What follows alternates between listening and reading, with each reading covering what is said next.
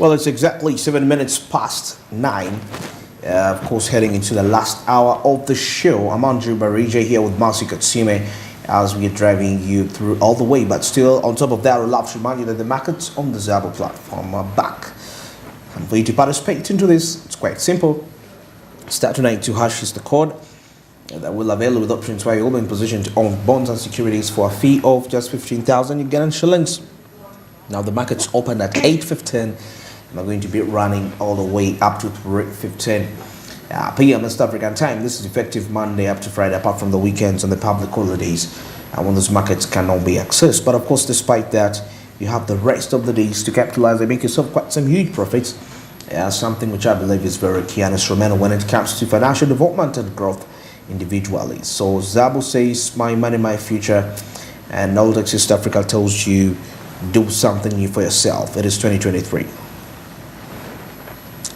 Well, now, of course, being a Friday, we're going to go through what has been aspiring, that is in the past week. You know, quite lots of stories have been happening around the country, Uganda, and of course, making a business sense in the different districts in there. But of course, to kickstart off, we can't, of course, put out matters to do with the parish development model. That is in Kasese, and of course, PDM issues sparked in there. Now, two sub-counties in Kasese stormed the headquarters demanding that is for the all allocated funds to furnish that is the development project, you know, and the decision follows a non-remittance of the funds, of course, despite meeting requirements that include registration of respective beneficial groups. Remember, like we say, that the parish development model is the last milestone to eradicate poverty, and some of the key aspects in here was to make sure that Uganda is transforms from the subsistence sort of economy heading back to that monetization, you know, and that really, what does that imply? That means there is need to, you know, improve, add value to what we produce if we are to really enter into the, you know, that monetary economy. And you must think of it, Kasese people have been facing a lot for the last months. So definitely, if they need that money, they really need it. It's, if you could see there are people, women, mostly women, are in need of that, because, I mean, most of them are stranded. Most women in those villages are usually stranded. So definitely, if there is a money promised to them, they'll fight for it. Even if it were you and you were promised something and someone the money is not coming, you definitely go and ask what is the problem. But again, we petitioned, so they went storming and demanding. But Kasese Bakonzo are known to be people with energy. They are aggressive. They are aggressive. Okay. Yeah, so development for these projects, but remember, for you to be part, actually, I remember when they say that for you to get this money, at least you have to be in a circle. They be given to you in a group of people. But the bigger question maybe would be, was the money really enough? Or it was just, you know, there is what they call testing the waters to see the little, once you distribute the little that you have and give it out there to the masses, how are they going to really handle it efficiently? Are they going to use it perfectly or not? I believe the circles are there. The circles are there. But as you understand, Ugandans, there's a way money disappears in like a blink of an eye. You know, people are informed. When you go to the circle to pick your money, they're like, maybe we were working of groups, and someone comes as an individual, and if an individual comes, they say groups. So definitely, this back and forth confusion of people is what is delaying the supply of money to these circles. But anyway, I hope that they have come to face the authorities. Definitely, maybe something could be done to assist them, and so that they can improve their lives. Okay, very interesting in there. Now, if we are to review this report here, last month, Kasese District launched the Parish Development Model Program, as it was launched by the State Minister for ICT, that is Honorable Baluku. Kabianga. From Kasese. Exactly, it's from that same side. And of course, with just 2 sub-counties, Isango and the report here reveals Nyakatonze, which are yet to receive the revolving fund. Residents stormed the sub-county offices demanding for explanation as to why they are not benefiting from this program, despite fulfilling the prerequisites such as registering their groups. Exactly. So they did whatever they had to do, but nothing was put in place. Now, of course, we see that the residents confirm being already financially constrained, and of course, the little money they would use to support the development projects is instead being wasted on expenses to secure PDM funds as efforts for resolution are unyielding. So the money, the little money they would use to support the development projects, now they're using it to, it's being wasted in expenses to secure PDM. So I'm trying to understand, there is an expense to secure money which was availed freely to you by the government. Anyway, so it works here. Now, we still in this report, we see that Kasese LC5 Vice Chairman, that is Ham Anatuhera, confirmed that 2 contested sub-counties are they're under consideration. That is by the district's work already in progress. Now, as I said, district chiefs still on that office admitted technicalities in the program and reassured the dedication to resolve, of course, setting 2 weeks ultimatum. So 2 weeks ultimatum, that's going to be about mid this month. We shall be doing a follow-up on Kasese. How far with this discussion? That is from the LC, that is from the Chief Administrative Officer, you know, because they say technicalities, you know, in the program and all that. But let's wait and see. Now, with renewed efforts for financial inclusion in this current year, the Troubled program still manifests dedicated efforts to realize that is its intended goal. So, of course, we've seen quite enough phases where these funds have been disbursed of. But the funny thing is that in the shortest time possible, after this program is being put out there, we already seeing matters to do with corruption. And what will that, now what kind of a picture do we have for the parish development model? If we are to really do an assessment, you know, we have a team to assess, and we are seeing that actually these people, I mean, to see people that are being really transformed from the subsistence kind of a farming, I mean, economy to a monetized economy, you know, that is through value addition and so many of that.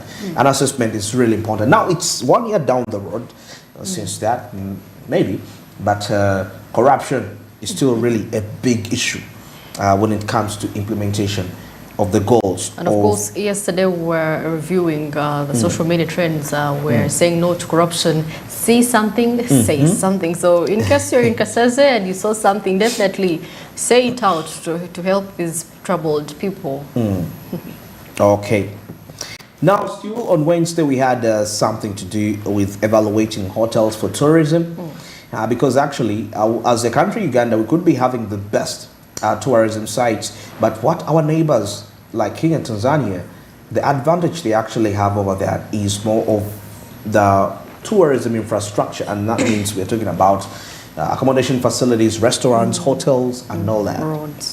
Now, the Uganda Tourism Board and Hotel Owners Association this week embarked on a certification of hotels and tourism facilities.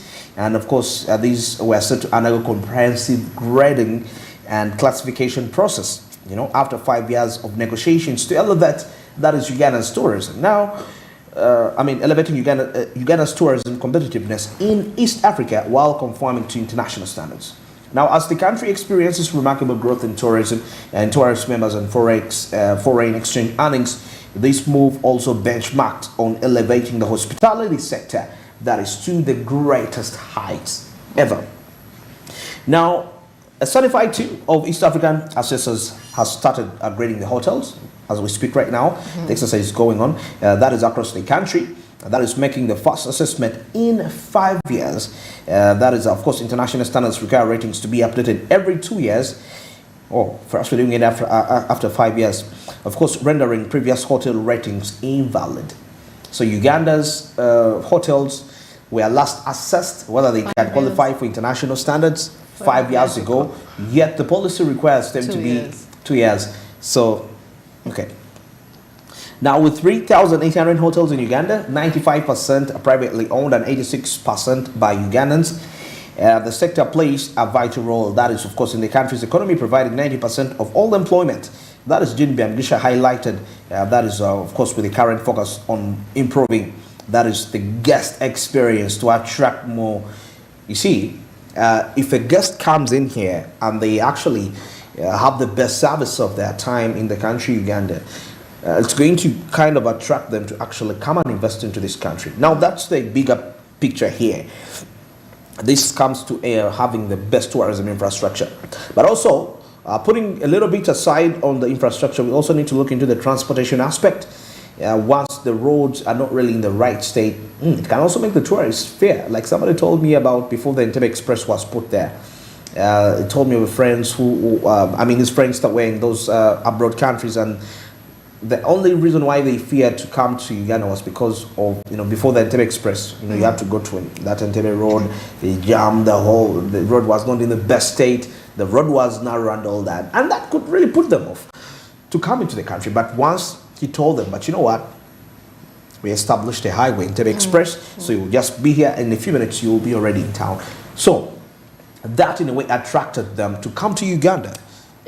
Someone was telling me, Entebbe, when you look at Entebbe, really, when you're coming in Entebbe and you're looking at the roads and everything, you feel like, wow.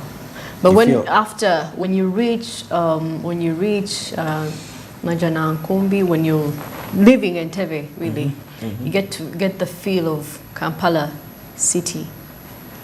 And you really feel the congestion, the roads. That part of Entebbe is really, when you're on the highway and you're cruising, you're like, oh, before you know it, you don't get it. You're like, what? Where am I?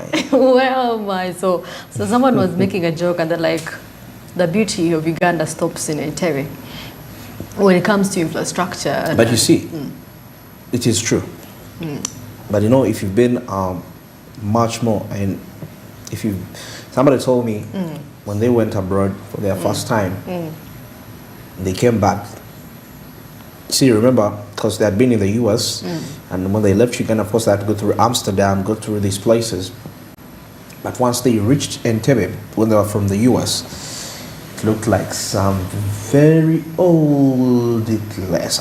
Because you've been in Amsterdam, you've been in Dallas, you've been working in here, even an airstrip. You can't compare an airstrip in the US to that. That's what they were saying, So, so if Entebbe is what we have best, I don't know. Anyway, that is just, by the way, a discussion in there.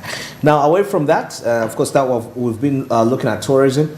Of course, despite the fact that we have the tourism attraction sites, we need to have an established infrastructure, which is also key and vital. That's what our neighbors, on the other hand, have an advantage over us of having something on the East African standard. Now, finally, here, something that came up. I was on Thursday, I think. So I think it was still on Wednesday, about the internet cuts, prices to be cut. And yesterday I had a guest from Nita, and we still talked about that, because we see there are quite a lot of Ugandans that actually owning smartphones of late. There are also suggestions to reduce on the taxes on smartphones, whereby actually every Ugandan is going to be now in position to own a smartphone. Why? It's business, because now the businesses are shifting online, so with the taxes have to be cut low. Now, NITA Uganda confirmed internet price cuts. That is in the wake of enrollment of the Digital Acceleration Project. And of course, the megabyte per second charge has been dropped to $70 USD. That's about 254,000. That is to $30. And that is coming to about 108,000 Ghana shillings. Now, of course, similarly, the government considered partnership with IT utility manufacturers. That is to promote access to affordable gadgets. Internet price cuts in conjunction with cutting the prices, reducing the taxes for that. Now, the National Information announced, of course, the slash of the internet prices to that amount of money. Now, the decision follows the motive to promote robust, internet usage across the country. Of course, a 4-stage implementation stage, which was enrolled and used, and government looks forward to launching the Uganda to launching the Uganda Digitization Acceleration Project, which is the 5th stage to connect all districts, that is to the national backbone infrastructure. Now, while government moves to slash internet costs, IT-based enterprises applaud the adoption of the new systems, especially in workplaces and businesses, reflecting an extra issues that need to be tackled besides the routine of high internet costs. So you can really see that where Uganda is progressing. Actually, today, 15 years ago, on every 100 Ugandans, you could get about 30 of them, actually 15 of them had a phone. 15 years ago. Yeah, 15 years ago. And I think the first ones were Hawaii, and maybe we had Nokia. We had a few brands. Maybe the small iPhones then. iPhone 5, 4. We didn't have 15 years ago. Did we have an iPhone? I don't think. Uganda wasn't yet, because 10 years ago makes it 2013, right? So an extra 5 years, because I think the first iPhones came in Uganda around 2006, 5. Okay, maybe, yeah, but it wasn't really our thing. And you see them today, people, those days, the button phones, despite that the button phones we despise today, still few people had them. So having a mobile phone, people still had, some people had landlines, you know, those landlines were common. So that is the government cutting prices. Of course, that is following enhancing business management in the country, because once people can access these gadgets, and now even they have decided to lift the ban. You know, there was something about banning the importation of second-hand phones, but they're going to be just a lift in the ban. That's according to UCC. Actually, they even went ahead to say that if you have fake phones, they were planning to cut them off. Yeah, cut them off. You just wake up. And, what are they trying to do to us Ugandans? Because most people, you know, most people kind of it's what they go for, because that's what is affordable. Even when it comes to iPhones, or you know, they use second-hand used phones. So, you know. Now, of course, while government moves to slash internet costs, IT-based enterprises applaud the adoption of the new systems, especially in workplaces and businesses, reflecting that is an extra issues that need that is to be tackled alongside that. Now, to expand access to countrywide areas, ICT Minister Chris Peremisi confirmed interaction between government, tech companies, and other stakeholders at both continental and regional levels to amend ways to access affordable IT gadgets. Now, government is poised to save money. That is from the price out. With Director of E-Government Services, that is Colin Mugasa, who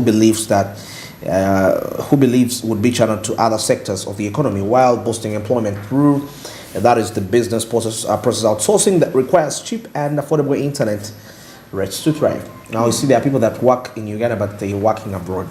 So with such an initiative, it's also going to see an improvement in our human. Actually, it could also be linked to the priorities of the budget for this financial year 2023-2024 about human capital development, because I'm assuming I have this gadget, I can easily be productive to another company that is not within my country. So that means it's going to foster employment. And you know, there's some people that still do online training.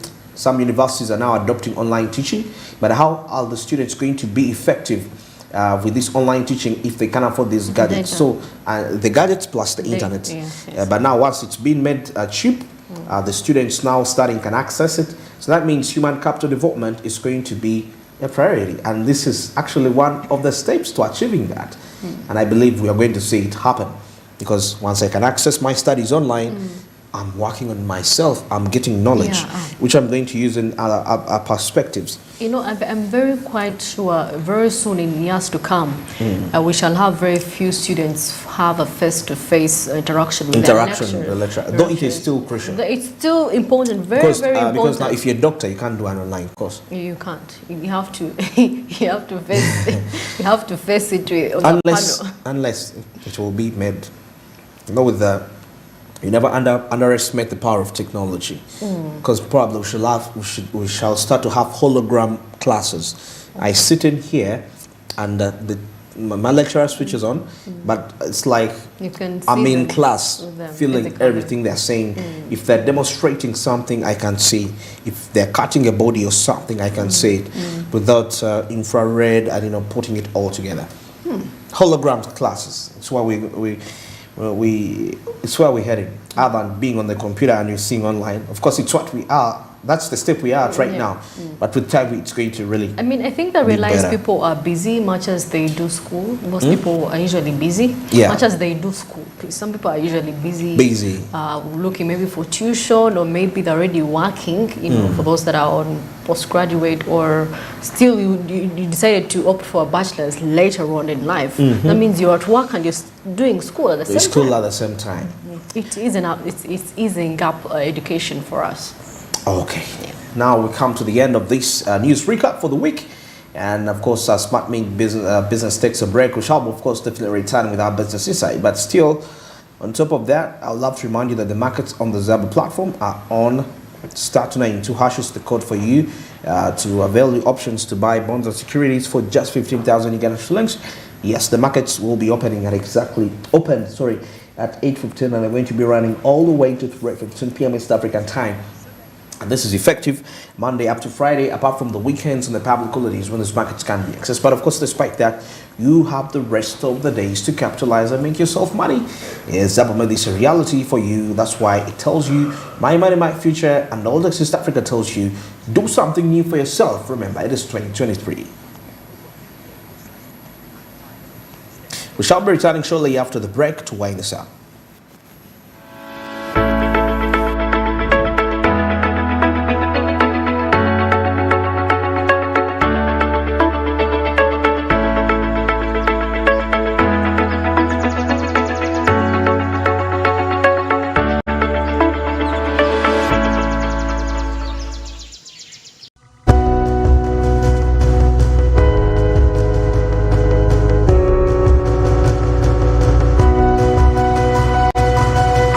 Smart 24, driving business.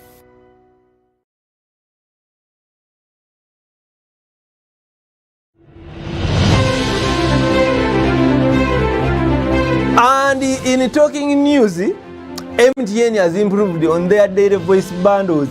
You can now call across all networks for the same price.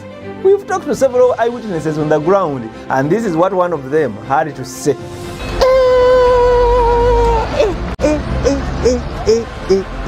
Amos, did you hear about the MTN daily voice bundles? So, to join many more other Ugandans enjoying these MTN daily voice bundles, dial *100 *21 hash or use the My MTN app to start enjoying. Stay tuned for more offers from MTN.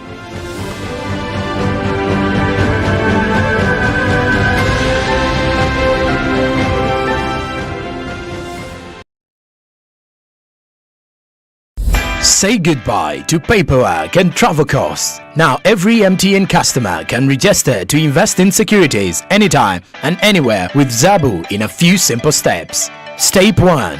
Dial *292 hash. Step 2. Select option 1.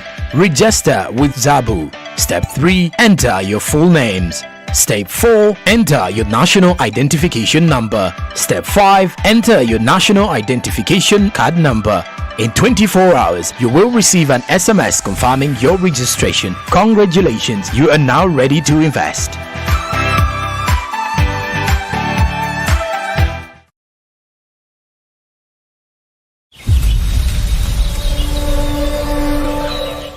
Saving or securing for the future does not only mean investing in stocks, real estates, or companies, but there are so many chances of becoming a billionaire through practicing agriculture.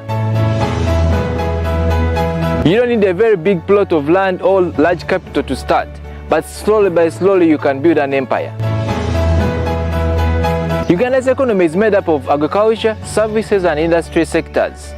But agriculture comes out as the backbone of Uganda, employing 70% of the population and contributing half of the country's exports and earnings. Agriculture being the main supplier of raw materials for several companies, and it's readily marketed both in urban and rural areas. There are so many chances of the next billionaires coming from agriculture. From the farmers to the processors, from the processors to the traders, and from the traders to the final consumers. We shall be taking you through the whole agriculture chain. My name is Chris Chitaka Haman, and this is Farm Smart, showing every Friday 7 to 8 p.m. only on Smart 24 TV, driving business.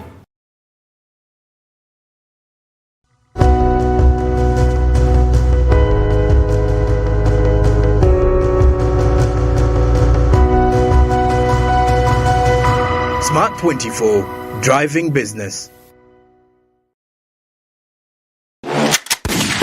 To the tech lovers, the world's first humanoid robot is here, beautifully created but essentially flawed. Ada is an accomplished artist who has shown her designs at the Venice Biennale and addressed the House of Lords about the future of the creative industries. Her designs are realistic but non-functional, raising the question, would AI behave in the way we expect it to? Ada has created a robot, one that can talk, answer complex questions, paint, and create art, currently on display at the London Design Biennale. Ada's robot is beautiful but flawed. Spoons have holes in them and cups are missing sides, making them completely non-functional. And that's the conversation Ada's creators wanted to start. With the staggering pace of AI development, can we really trust the technology to behave in the way we expect it to? The biggest thing is we just do not know where AI is going to land. We can see the short-term gains, but actually that's not going to be where it stays. AI is moving so quickly, and the fact that we are just going in there so confidently without actually doing tests, without doing trials before releasing it to the public ethically is the biggest problem. Aiden Miller confirms.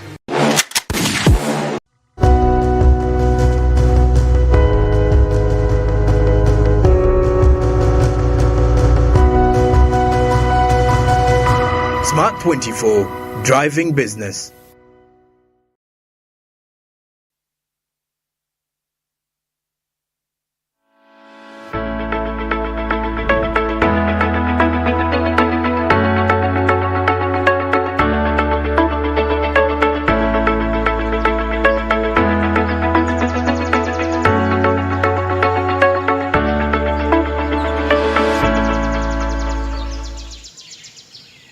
Yes, we'll be back from the break. You're still watching Smart Means Business. I'm Andrew Marie here with Matsu Katsume.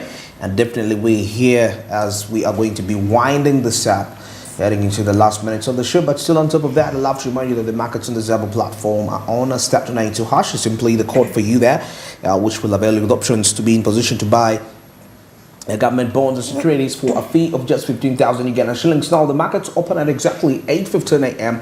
and they'll be running all the way to 3:15 p.m. East African time. And this is effective Monday up to Friday, apart from the weekends and the public holidays when these markets cannot be accessed. But of course, despite that, you have the rest of the days to capitalize and make yourself quite some money. Something which I believe is very key and instrumental when it comes to your financial growth and development as an individual. And in all aspects of life. And still remember, on top of step 292 hash, you have to register with your national identification number for you to proceed efficiently. And that's why Zabo says, my money, my future. And Old East Africa says, do something new for yourself. It is 2023. Yes, being a Friday, we normally have talks, regarding around arts, culture and arts. Of course, taking a look at that industry. Now, Masi, there is something that I'm witnessing, which has not been the case before, but it's becoming a thing now. Talking about the movies, we see Hollywood's, can I call it, they call them policy. Let me call it a policy in Africa. They seem to be interested in Africa, and we are seeing quite a lot of dramas. This got my interest when the first animation was released from Zambia. Yes, the super something. What title was it actually? I can't even recall the title. Super something. It was something. A Zambian story or something. And we in Uganda, we've seen them in Mali. Yes. And they have lots of South Africa as well. South Africa, Nigeria. Yeah. You know, though, okay, I'm talking about places where they have released blockbuster movies. You know, Queen of Katwe. Yeah, Queen of Katwe. Disney came in here, they did that. But you see, amidst all this, my ultimate challenge comes in from this perspective is how are the movie directors, how are the local movie directors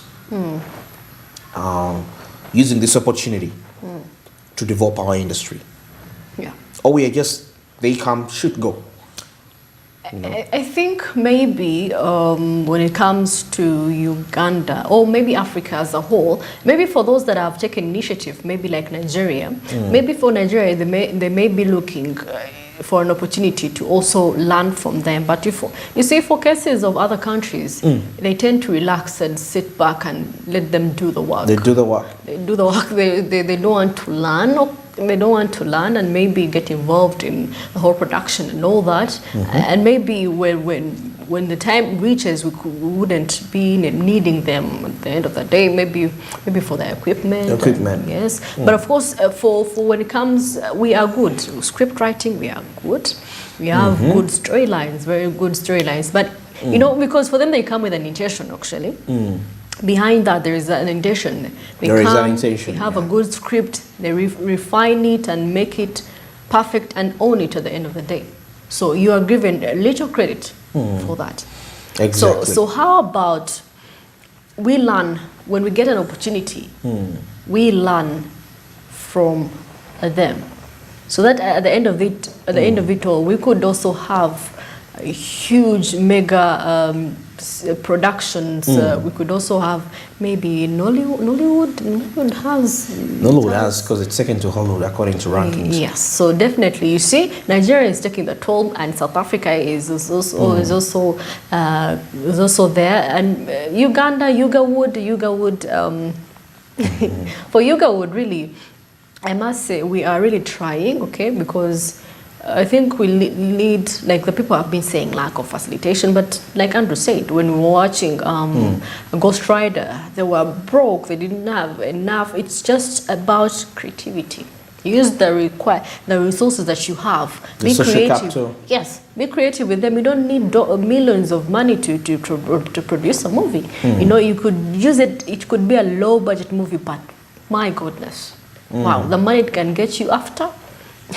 To be mind-blowing. So definitely don't lose hope when it comes to movies in Uganda. We know we have the scripts, we have the script writing, we have the actors, perfect, good, but then that mindset of us, we have, oh, I can't do this because I don't have money, or we have all the required resources. If it needs borrowing cameras, you could go borrow and return them after, but we still have to change the mindset. I feel it's just the mindset. But of course, I saw a thing here in the papers. Nabuiso, Eleanor Nabuiso is actually, and the husband, they're actually working so hard and they're trying to change the movie industry in Uganda, partnering with MultiChoice and making up movies, these series that we see on Pearl Magic Prime. Most of them are directed and produced by these guys, the Nabuisos. So you see, you could start little and make a huge thing for yourself. Okay. Very interesting. And of course, on top of that, we plan to get in touch with the head of productions, that is at the National Theatre soon. I guess this week we shall be having something in that line, that how are we using these opportunities to make sure that we enhance our industry, or it's just something we just see them do, observe, and then when they are gone, it's the end of the story. We talk, we are talkers. We'll be like, wow, Netflix was in the country. We did a mega movie. It's quite interesting how things really work out in here. I'm trying to look for a report here. All right, now as we sum this up, Smart means business. Something in from the civil aviation, and of course that is on Date, Land and Arms Insight. Of course, we see the Civil Aviation Authority for Infrastructure Committee. Of course, still the agency faced some issues in relation to, when it comes to the state of the airport Of course, with people saying that once you land on the airport, it doesn't look attractive for the travelers. You know, even the place where they put the cargo itself is in a very sorry state. I mean, you can really see how very horrible it is. And yeah, of course, the head of the institute, the director general, of course, came up and said that the challenge is that Ugandans compare the Entebbe airport to nations which are already developed, like Belgium. She cited out Belgium, but they forget that actually these are nations that have, you know, they're already, of course, they are way better than us. But me, that wouldn't be the excuse. Is that ever since this airport has been, of course, I know the first one which was captured by these, which was destroyed by the Israelites. Then we had this other one. I mean, it's been quite a long while since, you know, major developments have been done onto that. You know, because why right now? So that means if the place where, for example, the cargo is kept is in a very sorry state, it explains to you the reason as why. I mean, there is need maintenance. When was it last maintained? That's the first question. But still, they mentioned something, because I don't want to be so, because we need to look still at the other side of the story and try to weigh whether it adds up. If you to compare the people that used to travel way back in the time to the airport, people that used to use the airport, the numbers have reduced. I'm not so certain of the figures, but there is a very huge increase. You know, because the majority there are many people today that are leaving the country, heading to, you know, other places to do whatever they have to do, work, all this. And you see today with the recent labor brain drain increasing. So all that, expect that there are going to be quite lots of people that are going to be onto the airport. But does that mean, should we justify that as the reason and we don't put in the aspect of maintenance? Because I believe it's also something very key. Now, of course, there is lack of funding for the airdromes. And of course, inadequate land for expansion. That's the Ministry of Agriculture is using it for agriculture. So there is a battle between the two. You see that? These ones want to have airstrips and build more airports, and these ones are fighting for agriculture. They want produce. They want food. So anyway, we shall see. And regional airstrips face issues on land settlement at the same time. Now, this discussion, which is coming up as we actually signing out, comes with Fred Bamwesige, that is Director General, Civil Aviation Authority, and Honorable Sarah Ocheng Opendi.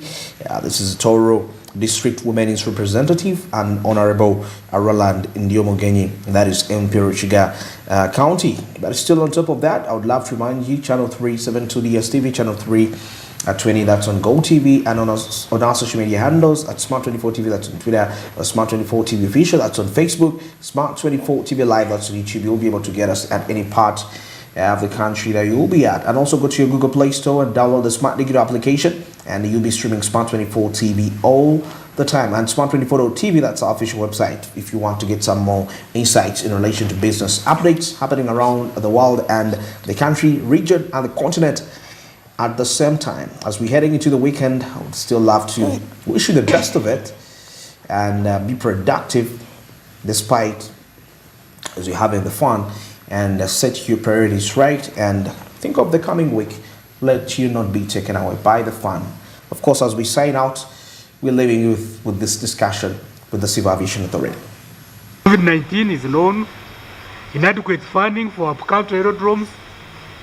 There is a principle in aviation, Honorable Chair, that all revenues, however small or big, must be plowed back in a facility that makes them.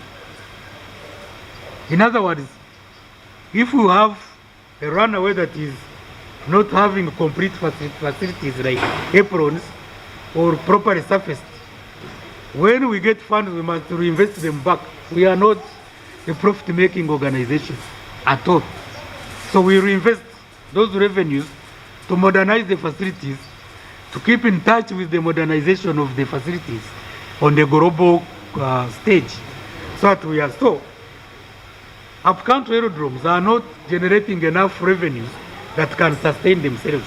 In fact, I should even be safe to say that these are kept for social objectives, or if we want political, because some people run there for political rallies and other things.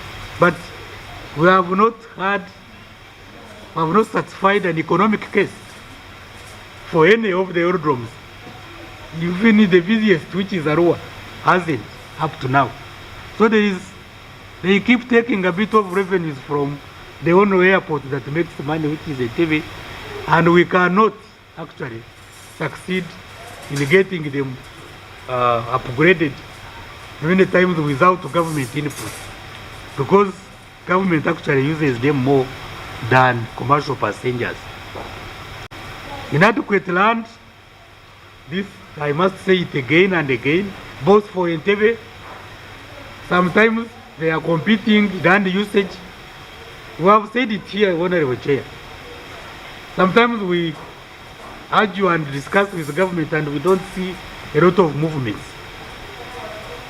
Because there is a farm of government there where we have had some of our facilities, and they gave us just simply 70 acres where we have put a cargo center and other few facilities.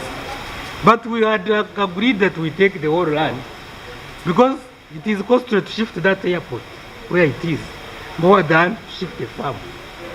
And really this argument, sometimes we don't understand it, because airport facilities are expanding, and certainly you can see that the land that we have is not enough for quite a lot of them.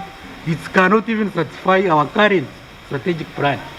So I'd say that we really take over that land and expand it for cargo centers, for aircraft hangars, because many aircrafts are coming here. And actually, we are holding, if you get this oil that has been coming, we are almost expecting an influx. Is it an influx? What do they call it? There is going to be a big response in terms of freights that at one time we shall be seen to struggle.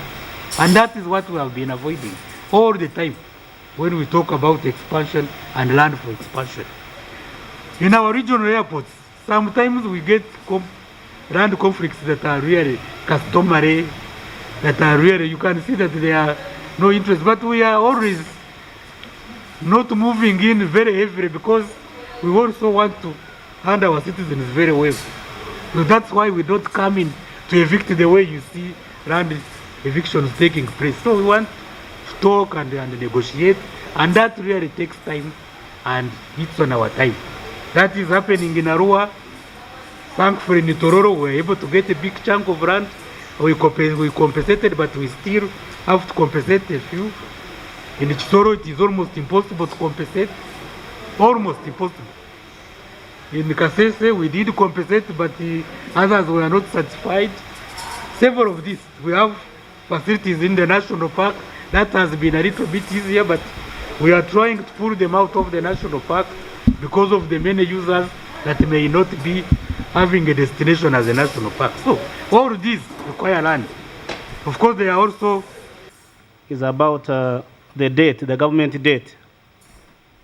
I remember some time back when you appeared before Kosase, we made a report, and that report, I think, was shared with Finance, where we recommended that Finance Ministry should actually deduct the money at source to some of the agencies which owe you money. I don't know if you followed up that recommendation of Kosase, because that would be the best for you to recover some of this money. I'm aware of the challenges of land. Civil Aviation Authority, when I was in the Ministry of Lands, as Minister of State for Lands then, we attempted to give Civil Aviation Authority some land from Maif. And it's unfortunate that we left when that was not concluded. But Chair, I want to agree, there is no point why we should deny giving Civil Aviation land. Maif can be relocated easily, but to relocate an airport, it's actually very expensive. So I think this is something that we need to take on, so that, because even at some point 30 acres, was it 30, were cut off Flopoline football. You can imagine a football academy being given land at this place, which ideally can be anywhere else other than at the airport.